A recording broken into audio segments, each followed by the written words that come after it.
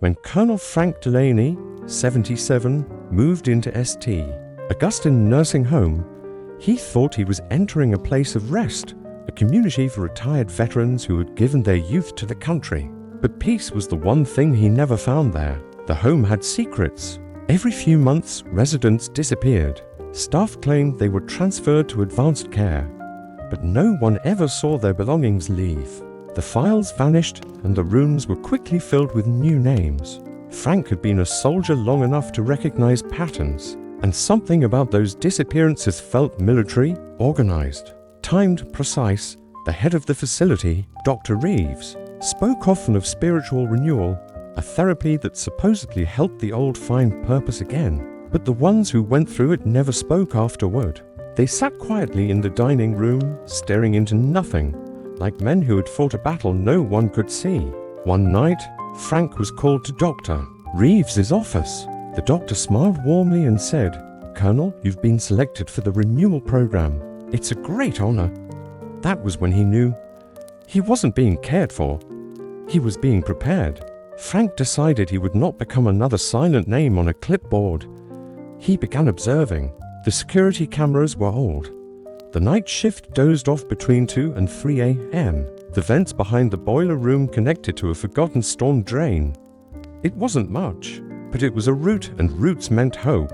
He also found an unlikely ally, Mack, 72, an ex-boxer who trained every morning in the hallway using oxygen tanks as punching bags. Mack had once taught kids at a community gym. He was slower now, but his reflexes were alive. "Think you can still fight?" Frank asked. Mack grinned. "Only if the fight's worth it." For weeks, they trained quietly in the storage room. No gloves, no noise, just timing, coordination, and trust. Frank planned every step: distraction, breach, escape. Then, one night, the staff came for them both. When the doors locked behind them, Frank looked at Mack and nodded. The orderlies approached, too confident. Mack moved first. Fast for his age, a short jab to the wrist, enough to knock away the syringe. Frank swung the metal bedpost like a lever, not to harm, but to clear space. They slipped past, blocking the door with a chair. The hallway lights flickered red. Alarms wailed.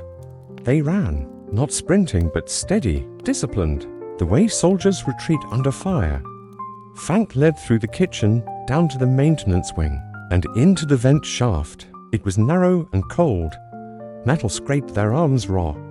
But after 10 minutes of crawling, air hit their faces. They pushed open the grate and fell into the wet grass behind the fence. For the first time in years, the night sky felt real. By morning, they reached a nearby veterans shelter and called the authorities. When the police raided St. Augustine, they found hidden files, records of experimental mind conditioning therapy performed under false approvals. It wasn't medicine, it was manipulation, turning the elderly into subjects for psychological trials. The facility was shut down. Dr. Reeves was charged. Months later, Frank and Mack opened a small gym for seniors called The Last Round. It wasn't about winning fights, it was about remembering strength. On the wall hung a framed quote written by Frank: "Discipline doesn't fade with age, fear does."